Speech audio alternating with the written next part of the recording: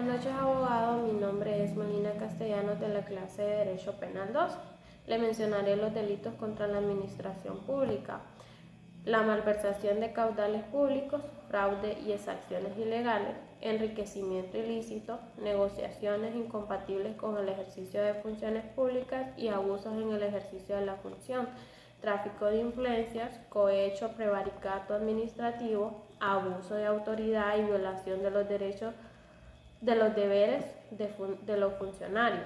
También está la infidelidad en la custodia de documentos y violación de secretos, la usurpación de funciones y simulación de cargo, y por último las disposiciones comunes. También le voy a explicar los 4 tipos de malversación según nuestro Código Penal vigente. Existen 4 tipos de malversaciones. En el artículo 474 habla de la malversación por apropiación, que dice que la comete el funcionario o empleado público que se apropia directa o indirectamente para provecho suyo o de un tercero de bienes del Estado cuya administración o tenencia o custodia se le haya confiado por razón o con ocasión de sus funciones. Por ejemplo, Juan Pérez, tesorero de una municipalidad de San Pedro Sula Cortés, durante el año desvía sistemáticamente fondos municipales a su cuenta personal, utilizando el dinero para comprarse un automóvil de lujo y financiarse un viaje al extranjero,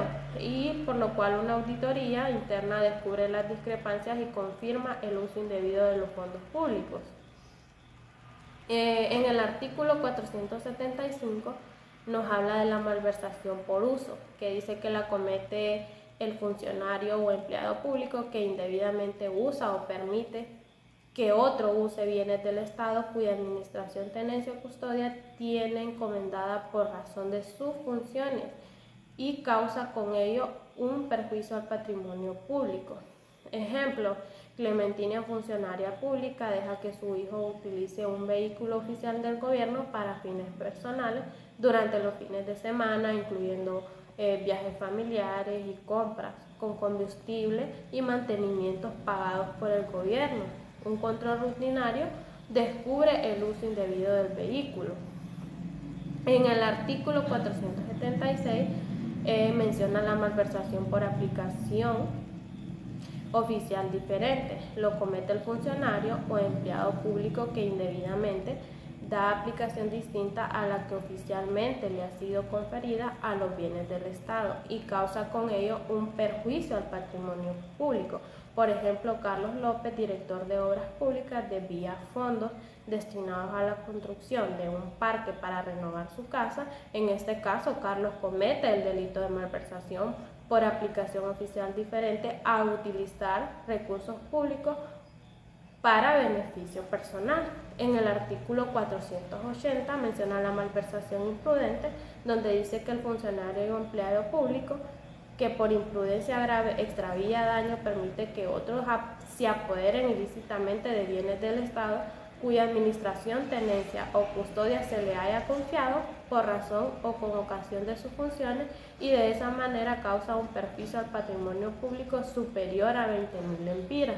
Por ejemplo, Juan Pérez es encargado de administrar fondos públicos para un proyecto municipal y él aprueba pagos sin verificar adecuadamente los trabajos, lo que resulta en pérdida de fondos por sobrevaloración y trabajo incompleto. Aunque actúe sin intención de lucro personal, su negligencia lo lleva a acusaciones de malversación imprudente.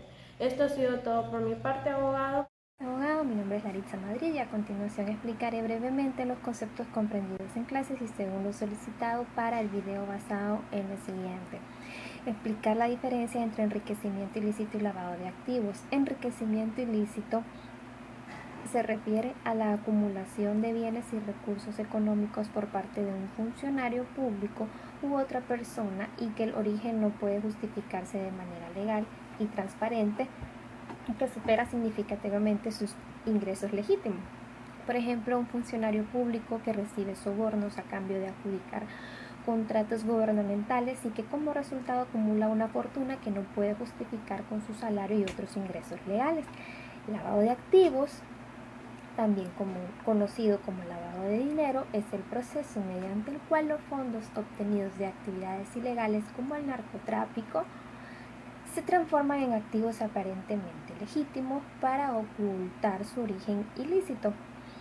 Por ejemplo, una organización criminal que genera grandes sumas de dinero a través del tráfico de drogas, luego utiliza una cadena de restaurantes para mezclar esos fondos con ingresos legales, realiza transacciones financieras complejas y finalmente usa los fondos blanqueados para adquirir bienes raíces. Las diferencias entre enriquecimiento ilícito sería que se centra en la adquisición de riquezas de manera injustificada e ilegal, generalmente por parte de funcionarios públicos, y el lavado de activos se centra en el proceso de ocultar y legitimizar el origen ilegal de fondos obtenidos de diversas actividades criminales. El siguiente sería explicar los tipos de cohecho.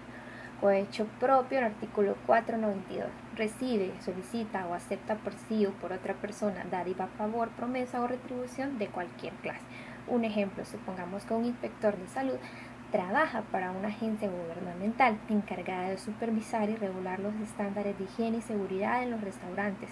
Ese inspector acepta un soborno a cambio de aprobar un restaurante que no cumple con los requisitos legales de salud y seguridad. Cohecho impropio, artículo 493, es la retribución de cualquier clase para realizar un acto propio de su cargo. Ejemplo, imaginemos a un funcionario de un ayuntamiento que trabaja en el departamento de urbanismo.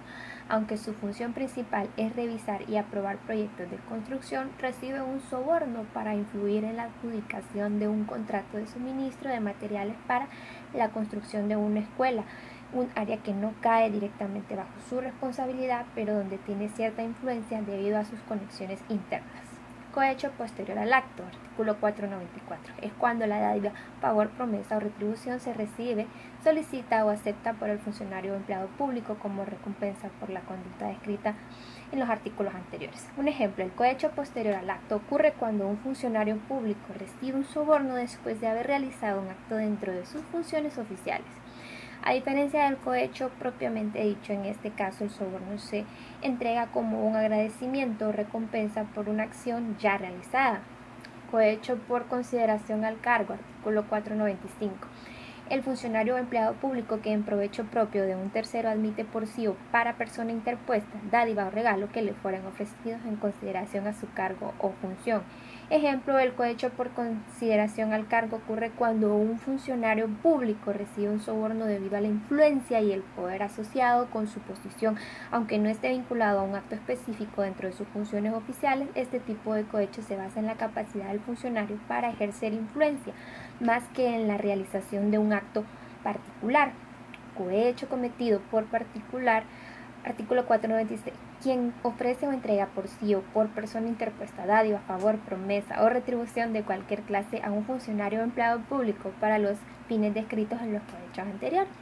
Inhabilitación para obtener subvenciones y ayudas públicas, contratar con el sector público, obtener beneficios, incentivos fiscales o de la seguridad social por doble de la presión. Ejemplo, imaginemos que un empresario dueño de una empresa constructora ofrece un soborno a un funcionario de urbanismo para obtener licencia de construcción que no cumple con todos los requisitos legales. Y ese sería mi